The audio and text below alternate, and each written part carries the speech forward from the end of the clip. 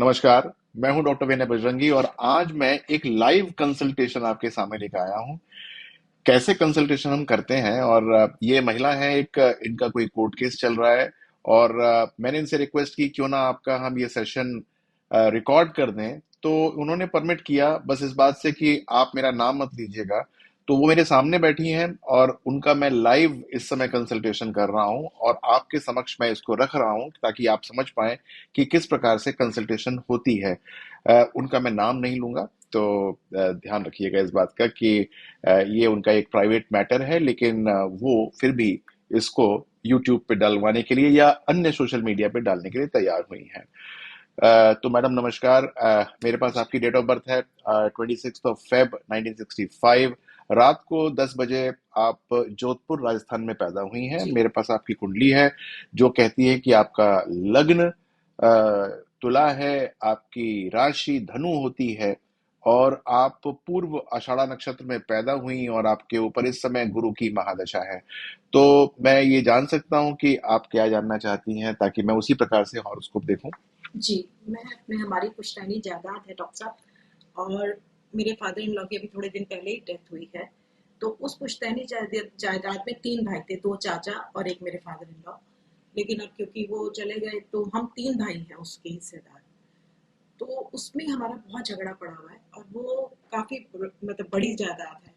अब उसमें हम 3 भाई हैं, तो मैं ये जानना चाहती हूँ कि वो हमें मिलेगी कब तक? क्या हमें वो मिलेगा कि नहीं मिलेगा? क्योंकि मेरे हस्बैंड की अभी नौकरी नहीं है। वो पहले नौकरी करते थे, तो बड़े भाई जो हैं वो तो बाहर रहते हैं तो इतना ध्यान नहीं देते। लेकिन मेरे हस्बैंड की अभी कुछ टाइम पहले नौकरी छूट गई। तो अब नौकरी इस उम्र में मिलना मुश्किल है, तो हमने सोचा था कि कोई अपना काम शुरू करेंगे। लेकिन अपने पास इतना पैसा नहीं है कि हम अपने हाथ से कुछ कर लें। तो अगर हमें वो प्रॉपर्टी मिल जाती है तो उसका बेच के हम पैसा लेके तो हम कुछ अपना काम कर सकते हैं। तो मुझे ये जानना है कि वो हमें मिलेगी, नहीं मिलेगी, कब तक मिलेगी? इसके बारे में जानना है। ठीक है मैडम, लेकिन ये प्रॉपर्टी संभवतः आपके हस्बैंड के नाम नहीं है, ये उनके फादर के नाम है या उनके फादर के नाम होगी। जी, तो यदि आपके हस्बैंड की डेट ऑफ बर्थ मिलती तो ज्यादा अच्छा रहता आपके बनस्पत। जी, उनकी डेट ऑफ बर्थ तो मेरे पास मतलब डेट ऑफ बर्थ तो है, टाइम ऑफ बर्थ नहीं है। टाइम ऑफ बर्थ नहीं है तो उनकी कुंडली बनाने का कोई फायदा नहीं है। तो चलिए मैं आपकी कुंडली से देखने की चेष्टा करता हूँ कि आपको क्या ये प्रॉपर्टी अभी मिलने वाली है और क्या नहीं मिलने वाली है। मैंने आपकी कुंडली बनवाई है और इस कुंडली के अंदर जितने भी मुझे चार्ट्स चाहिए वो चार्ट्स मेरे पास हैं। इसमें होरा चार्ट है, आपका D12 चार्ट है, D9 चार्ट है, साथ में D30 चार्ट है और D60 चार्ट है। इन सारे चार्टों के माध्यम से मैं देखूंगा कि आपको ये प्रॉपर्टी मिलती है कि नहीं मिलती है। और प्रॉपर्टी में जब कोई कोर्ट केस होता है या कोई लड़ाई झगड़ा होता है तो नॉर्मली हम 6th हाउस से देखते हैं। तो बस मैं ये जानना चाहूंगा कि कोई कोर्ट केस इसमें आरंभ हुआ है या आपने कोई अपना दावा पेश किया है या किसने दावा पेश किया है, ये जानना चाहता हूँ। जी, अभी कोर्ट केस शुरू नहीं हुआ, लेकिन हम भी और चाचा लोग भी कोर्ट केस करने की सोच रहे हैं। लेकिन हम चाहते हैं कि हम पहले कोर्ट केस कर दें, क्योंकि अगर हम अपना पक्ष पहले रखेंगे तो शायद हमारा फायदा होगा। इसलिए हम पहले अपना मतलब कोर्ट केस जल्दी से जल्दी करना चाह रहे हैं। अच्छा, आपके जो हस्बैंड हैं वो बड़े हैं, छोटे हैं, बीच के हैं? कितने, 3 भाई आपने बताए हैं, जी, तो कैसे कैसे वो बीच के सिचुएशन हैं। है? बीच के हैं, बड़े भाई बाहर रहते हैं, छोटे वाले यहीं साथ रहते हैं। साथ वाले यहीं रहते हैं, छोटे वाले यहीं रहते हैं और चाचा से उनकी लड़ाई होगी। तो देखिए मैं आपको ये बताता हूँ कि सबसे पहले तो ये अच्छा मुझे एक बात और बताइए कि कोई आप लोगों के बीच में या आपके ग्रैंडफादर में, आपके जो हस्बैंड के ग्रैंडफादर हैं, उन्होंने कोई पर्ची लिखी हो, कोई कोई हिस्सा बांट किया हो कि आपके ससुर का इतना होगा और आपके चाचा ससुर का इतना होगा, ऐसा कुछ कभी हुआ है? इसके बारे में हमें ज़्यादा पता नहीं, क्योंकि अभी पापा तो है नहीं, तो चाचा वगैरह के पास ही अगर कोई पेपर होगा तो उन्हीं के पास होगा, हमें नहीं मालूम इसका। अच्छा, चलिए ठीक है। जब कुंडली बनाते हैं तो कुंडली के अंदर जब हम ये लड़ाई झगड़ा देखने की कोशिश करते हैं तो हम 12th हाउस देखते हैं, आपका 6th हाउस देखते हैं। 12th होता है लॉसेस का, 6th हाउस होता है हमारे लड़ने झगड़ने का। 6th हाउस का लॉर्ड ठीक ठाक बैठा हुआ है जिसको हम गुरु कहते हैं, वो 7th हाउस में आया हुआ है। लेकिन एक बड़ी अलग सी बात यह है कि अष्टम भाव में राहु बैठा हुआ है। जब हम पुश्तैनी जमीन जायदाद की बात करते हैं तो अष्टम भाव भी उसके अंदर गणित के अंदर आता है। और 12th हाउस का लॉर्ड 5th हाउस में आया हुआ है, यानी कि 12th हाउस का लॉर्ड अपने से षडाष्टक हो गया है। वो भी एक नेगेटिव बात है जब हम बात करते हैं पुश्तैनी जमीन को लेने के लिए। लेकिन 4th हाउस का लॉर्ड ठीक है, 6th हाउस का लॉर्ड ठीक है, लेकिन ये दो जो आपके ग्रह हैं, जो कि एक 8th हाउस का लॉर्ड है और जो 12th हाउस का लॉर्ड है, वो अपनी अच्छी पोजीशन के अंदर है नहीं। तो इसका मतलब ये हुआ कि आपको जो कोर्ट केस तो करना ही पड़ेगा। कोर्ट केस का जो फैसला है वो अभी नहीं आ रहा, अभी ट्रांजिट और दशाओं के हिसाब से आपको लाभ नहीं मिल रहा है। जब तक शनि महाराज अ, कम से कम 10 डिग्री पे नहीं आएंगे मेष राशि में, 10 डिग्री पे मेष राशि में नहीं आएंगे, तब तक आपको लाभ नहीं मिल रहा। तो अभी तो वो कुंभ राशि में है, चल रहा है 2024 का आखिरी। फिर वो मीन राशि में आएंगे और फिर 10 डिग्री जब के आपके मेष राशि के अंदर आएंगे 7th हाउस में, आपके चार्ट के अंदर, लगन से कह रहा हूं मैं ये, तब आपको इसका कुछ फैसला मिल सकता है। फैसला आपके पक्ष में होगा। आप जितनी प्रॉपर्टी आपकी है उससे कुछ कम मिलेगी, क्योंकि इसके अंदर भी मुझे विवाद होता हुआ नजर आ रहा है।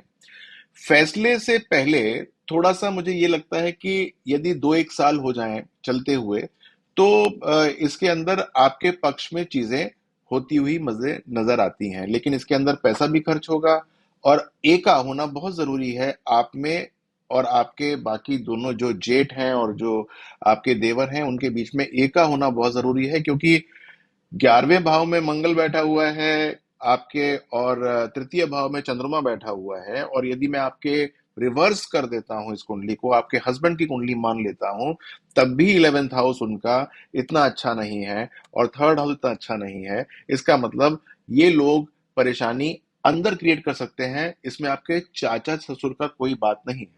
इसका मतलब भाइयों में भी इस प्रॉपर्टी को लेके रहेगा विवाद? भाइयों के अंदर भी अपने हिस्से को लेकर रहेगा। इसका मतलब यह है कि आपको अपने चाचा ससुर से तुरंत लड़ने की जरूरत नहीं है। पहले आपको अपनी प्रॉपर्टी के लिए, जब आप अपना दावा पेश करें कोर्ट में, तो अपनी प्रॉपर्टी को भी बाइफरकेट करा के ही दावा पेश कीजिएगा। ऐसा ना हो कि आपके फादर के नाम की प्रॉपर्टी तो आ जाए, आपके फादर इन लॉ के नाम की प्रॉपर्टी तो आ जाए, लेकिन आपके वो 3 लोग, जो आप 3 लोग हैं, उनके बीच में विवाद हो जाए और एक नया कोर्ट केस खड़ा हो जाए, जिसके अंदर फिर आपका हारना निश्चित हो जाएगा। अभी आपको उस प्रॉपर्टी को थोड़ा सा ध्यान लगाकर और उसकी बाइफिकेशन करनी चाहिए। तो आपने जैसे हारना कहा, तो क्या हमें बिल्कुल कुछ पैसा नहीं मिलेगा उस प्रॉपर्टी का, इसका मतलब? नहीं नहीं, ऐसा नहीं है। मैं अभी हारना मैंने नहीं बोला आपको, हारना मैंने बोला आपके भाइयों के बीच में। अच्छा। जीतेंगी आप अपने चाचा ससुर से, लेकिन हारेंगी अपने भाइयों में। उससे बचने के लिए मैं बता रहा हूं कि आपको अभी से ही ये बाइफरकेशन कर लेनी चाहिए कि तुम्हारा आगे का है, पीछे का है, बीच का है, इतने गज तुम्हारा, इतने स्क्वायर फुट हमारा, इतने ये। क्योंकि वो जब आप अपना, जब पिटिशन डालेंगी अपने चाचा ससुर से लड़ने के लिए, तो अपनी बाइफरकेशन पहले ही डाल दीजिएगा, ताकि आपके बीच में विवाद ना हो, आपके तीनों भाइयों के बीच में बाद में विवाद ना हो, क्योंकि वो तो आपने एक डॉक्यूमेंट कोर्ट में जमा कर दिया होगा। ये मेरे कहने का मतलब है। तो डॉक्टर साहब, ऐसा भी हो सकता है कि बाहर का मतलब कुछ लोग जैसे कभी फैसला वैसला कराने, तो क्या आउट ऑफ कोर्ट सेटलमेंट के चांसेस दिख रहे हैं आउट ऑफ आपको? कोर्ट सेटलमेंट के चांसेस अभी मुझे नजर नहीं आते हैं, लेकिन मुझे ये नजर आता है कि जब सैटर्न आपका गोचर कर रहा होगा मीन राशि के अंदर, जो कि अगले साल होगा, और जब गुरु कर्क राशि के अंदर प्रवेश कर रहा होगा, वो भी अगले साल के अंत में होगा।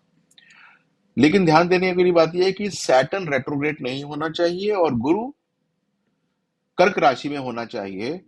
तो आपके अपने ही खास रिश्तेदार इस सिलसिले को मिटाने के लिए आ सकते हैं। यानी कि ऐसा हो सकता है कि आपके और रिश्तेदार हों, आपकी बुआ सास हों, या आपके और कोई रिश्तेदार हों जो कि आपके और उनके लिए बराबर हों, उसमें आपको इसका लाभ प्राप्त हो सकता है। तो लेकिन वो अभी नहीं हो रहा है, इसमें अभी टाइम लगेगा, कुछ समय लगेगा और उस समय का आपको इंतजार करना पड़ेगा। तो आप क्या समझते हैं कितना टाइम लग जाएगा? क्योंकि अभी इस समय हमें मतलब पैसे की बहुत ज़रूरत है। और क्या बहुत ज़्यादा लंबा टाइम लगने देखिए वाला मैडम, है? अगर आप ये सोचती हैं कि इस पैसे को लेकर आपके हस्बैंड कुछ बिजनेस आरंभ कर देंगे, तो मुझे नहीं लगता कि आपके हस्बैंड जो हैं वो इस ले पाएंगे, क्योंकि आपका जो चार्ट है, जो आपका D10 चार्ट है, वो ये नहीं कहता। फिर D60 चार्ट भी इसको सपोर्ट नहीं करता आपका। तो ये मुझे लगता नहीं है कि इसके अंदर कोई, आप इस पैसे को लेके अभी व्यापार शुरू कर सकते हैं। या आप ये कर सकते हैं कि अगर जब मध्यस्थता होनी आरंभ हो जाएगी, यानी अगले साल के एंड में, तब आप अपने पैसे थोड़े से पहले ले सकते हैं, ताकि आप अपने व्यापार को आरंभ कर दें। लेकिन कोर्ट ऑफ लॉ से यदि आप समझते हैं कि ये आपको चाहिए, तो ये 2027 के एंड में या 2028 के आरंभ में आपको इसका निर्णय आएगा। अ, और एक बात और ध्यान दीजिएगा कि इस निर्णय के अंदर भी आपके भाइयों के बीच में परेशानी उत्पन्न हो सकती है, क्योंकि मुझे यहाँ पर भाइयों में एका नजर होता नजर नहीं आता। मान लीजिए कि आपको वकील की फीस देनी है, वकील की फीस देने के लिए ही आपस में द्वंद्व होना शुरू हो जाएगा। मान लीजिए कि पटवारी को बुलाना है नपाई कराने के लिए और उसको कुछ देना है, वहां पर आपस में द्वंद्व शुरू हो जाएगा, लड़ाई शुरू हो जाएगी, आप लोगों के बीच में विश्वास कम हो जाएगा, जिसका फायदा आपके चाचा ससुर या उनके बच्चे ये समझते हुए उठा सकते हैं कि इनके बीच में विवाद कराना आसान है। तो आपको सबसे पहले तीनों को बहुत स्ट्रांग होना पड़ेगा, तब जाकर आप ये सोच सकते हैं कि 2027 के एंड में या 2028 के आरंभ में कोर्ट ऑफ लॉ आपको फैसला दे दे। लेकिन ध्यान दीजिएगा कि वो फैसला भी ऐसा बिल्कुल स्पष्ट नहीं होगा। वो फैसला भी दरमियानी होगा। उसके बाद हो सकता है कि 3-4 साल और लग जाए बिल्कुल स्पष्ट रूप से आपके हाथ में फैसला आने में। लेकिन वहां तक पहुंचते पहुंचते आप इसको, यहां तक हो सकता है कि आप इसको बेच सकें, या फिर इसका एक अंश बेच सकें, या फिर किसी को ऐसे दे दें कि वो कहे कि जब आपके नाम पूरा हो जाएगा तब मैं आपको इतने पैसे दे दूंगा, इतने इस दौरान ये एग्रीमेंट टू सेल हो जाए। इस प्रकार से हो सकता तो जैसे आप ये देख रहे हैं, क्योंकि जो पैसे की हम बात कर रहे हैं वो तो अभी मुझे नहीं लगता जैसे आप बता रहे हैं कि मिलेगा। तो क्या मेरे हस्बैंड की कुंडली में बिजनेस का योग है भी, या वो ऐसे ही रहेंगे? क्योंकि अभी तक हमने कभी बिजनेस ना तो किया है ना कुछ, इसी के ऊपर थे कि है। देखिए, सबसे पहले तो मैं आपको बताऊं कि मेरे आपके हस्बैंड की कुंडली में बिजनेस का योग तो उसकी कुंडली से ही नजर आएगा। तो आप, उनका हॉरोस्कोप यहाँ है नहीं। अब ये इतना बड़ा फैसला है कि मैं अगर आपकी कुंडली को घुमा दूं और आपके सप्तम भाव को उनका लगन मान के बताऊं, तो ये न्यायोचित नहीं होगा कि मैं उनका इन्वेस्टमेंट करवाऊं या ना करवाऊं। तो मैं तो कहूंगा कि उनकी कुंडली को ढूंढने की कोशिश कीजिए। आपके घर में हो सकता है कि कहीं पर टेबा छुपा हो, कहीं पर कुछ ऐसी बात छुपी हो जो कि आपको पता ना हो। आपके हॉरोस्कोप के अंदर, यदि मैं आपकी बात करूं, आपके हॉरोस्कोप की बात करूं, तो आपका अगर मैं जो लग्न है तुला, उसके हिसाब से देखता हूं तो बिजनेस करने का योग बहुत हल्का है। जब हल्का कहता हूं तो हम उसको बहुत ज्यादा पूजा पाठ से बहुत ज्यादा प्रगाढ़ नहीं कर सकते। यानी कि आप यदि बिजनेस करते हैं तो उसमें नुकसान होगा। अब मान लीजिए कि मैं हॉरोस्कोप को घुमा देता हूं और आपके हस्बैंड का हॉरोस्कोप बना देता हूं इसको। जब हॉरोस्कोप को घुमाते हैं तो वो हस्बैंड का हॉरोस्कोप बन जाता है या स्पाउस का बन जाता है। तो यहां पर भी बिजनेस करने का योग पूर्णतः नहीं है, आंशिक है। और वो आंशिक भी फलित नहीं हो रहा। आंशिक योग के लिए आपके पास एक बहुत मजबूत दशा होनी चाहिए। आंशिक को फलित करने के लिए एक बहुत बढ़िया ट्रांजिट होनी चाहिए। आंशिक को फलित करने के लिए वो हाउस एक्टिवेटेड होना चाहिए। लेकिन ये तीनों की तीनों चीजें आपके उल्टे हॉरोस्कोप में दिखाई नहीं देती हैं।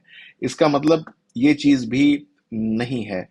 तो मैं ये कहूंगा कि आपको थोड़ा सा ध्यान ये रखना चाहिए कि या तो उनका हॉरोस्कोप मिल जाए आपके हस्बैंड का, या फिर जो पैसा आपको मिले उसको आप फिक्स इत्यादि कर दीजिएगा, या उसके कुछ इस प्रकार से उसको डाल दीजिएगा ताकि उसकी एक फिक्स्ड इनकम आपको आनी शुरू हो जाए। या फिर उस प्रॉपर्टी की अगर वैल्यू है तो उसको किराए पे दीजिएगा। को मंगल से काफी अच्छा आपका सिस्टम बनता है, तो प्रॉपर्टी का रेंटल बन सकता है। प्रॉपर्टी का रेंटल आपके नाम से आना शुरू हो सकता है। लेकिन अभी प्रॉपर्टी मिलने के ही चांसेस नहीं है, और हस्बैंड मेरे ने देखिए, लड़का बताया तो इसलिए। भगवान कभी कभी कुछ चीज करता है तो काफी अच्छी करता है। मान लीजिए कि आपको इस समय 2 महीने के अंदर पैसे मिल जाएं और आप आनंद फानंद में बिजनेस करना शुरू कर दें, और वो पैसा मान लीजिए कि जितना भी है वो सारा डूब जाए, तो ना तो घर के रहे ना घाट के रहे, इस प्रकार से ना हो जाए। तो मैं तो कहूंगा कि अगर ये डिले हो रहा है तो वो आपके लाभ में ही डिले हो रहा है। वो उनसे कहिए कि देखिए, आप 1965 की हैं, आपके हस्बैंड तो आपसे बड़े ही होंगे, जी। 2-3 साल बड़े होंगे। तो उनसे कहिए कि देखिए, इस समय बिजनेस करने का योग बहुत प्रगाढ़ नहीं है उनका। उनको कुछ नौकरी की तरफ अपने स्किल सेट को डेवलप कर लें, कुछ नौकरी करना जैसे पहले करते थे।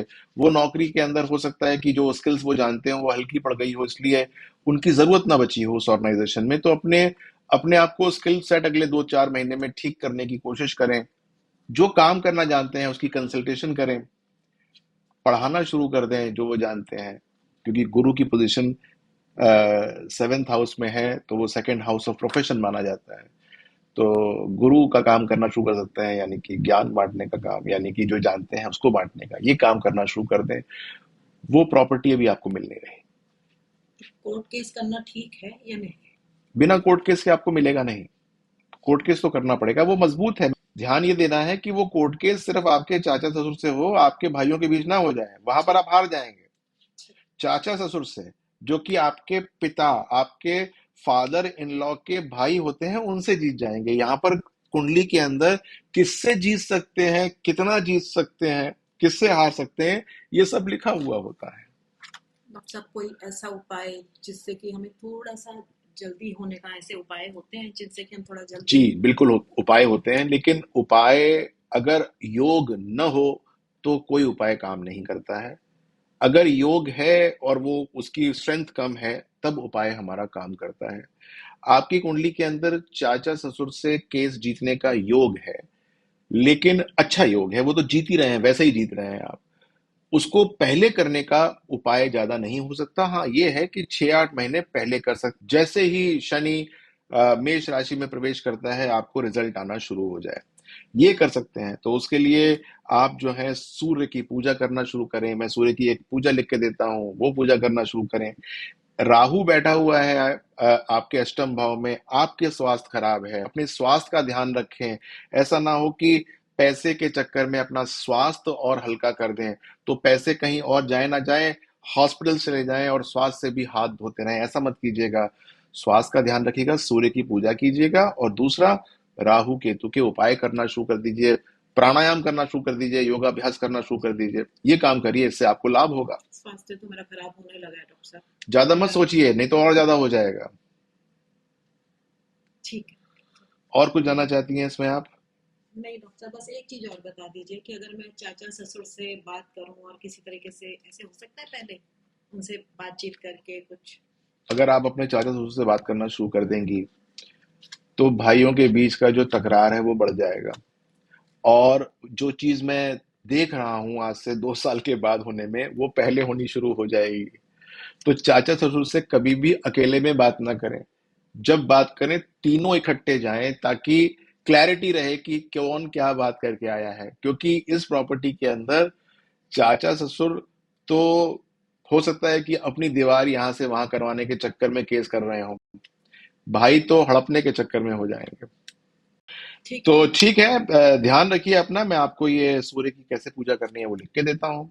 अपना ध्यान रखिए, आप भी अपना ध्यान रखिए। कैसा लगा आपको ये प्रोग्राम हमारा? ये लाइव कंसल्टेशन थी जो मैंने की है, और इसमें आपको कुछ पूछना हो, आपका कोई मन हो, कोई आपको रेफरेंस हो, दो डालिएगा। इस वीडियो को मैं, इसमें जितने भी चार्ट्स हैं वो नीचे अपेंड कर दूंगा। आप जो सारे चार्ट्स को जो मैंने बात की है वो आप पढ़ सकते हैं, और जो मैंने कंसल्टेशन दी है उससे कोरिलेट कर सकते हैं। Thank you.